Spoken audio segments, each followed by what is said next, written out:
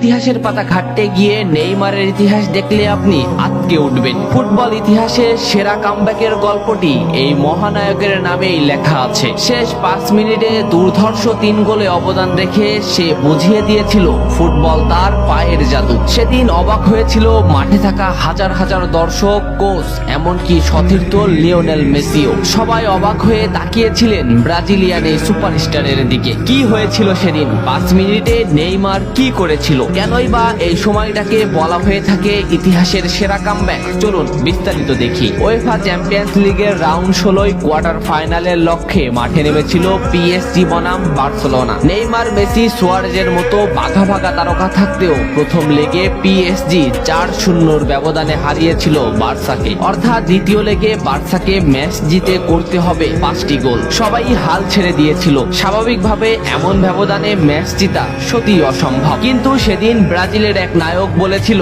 এটা সম্ভব, আমরা এটা করে দেখাবো। যেভাবেই হোক না কেন আমরা দলকে ম্যাচ জেতাতে চাই। 2017 সালের 8 মার্চ অনুষ্ঠিত হয় এই ম্যাচের দ্বিতীয় লেগ। ম্যাচের শুরু থেকে ক্ষিপ্রতা আর দক্ষতা দেখাতে শুরু করেন নেইমার। এই ম্যাচে যেন আবির্ভাব হয় কোনো এক নতুন নেইমারের। এই নেইমারকে তো কেউ চেনে না। ম্যাচের 3 মিনিটেই লুইস সুয়ারেজ পেয়ে যায় প্রথম গোলের দেখা। এরপর নেইমারের ক্ষিপ্রতায় একের পর এক আক্রমণ সাজাতে থাকে বার্সা। এদিন যেন নেইমারকে কোনোভাবেই আটকাতে পারছিল না পিএসজি। নেইমারকে আটকাতে একের পর এক ফাউলই বেছে নিয়েছিল তারা। ম্যাচের 40 মিনিটে লেভিনের আত্মঘাতিক গোলে বার্সা পায় দ্বিতীয় গোলের দেখা। ম্যাচের 50 মিনিটে ক্ষিপ্ত থাকা নেইমারকে ডি বক্সের ভিতর ফাউল করে ফেলে দেওয়া হয়। এতে বার্সা পেয়ে যায় পেনাল্টি। পেনাল্টিতে গোল করে দলকে এগিয়ে নেন লিওনেল মেসি। তবে যেমনটা ভাবছিলেন এই ম্যাচের গল্প ফুটবল বিধাতা তেমন ভাবে লেখেননি। 62 মিনিটে বার্সার কফিনে শেষ প্যারাটা পুড়ে দেন এডিনসন কাভানি। এতেই স্তব্ধ হয়ে যায় ক্যাম্প নু।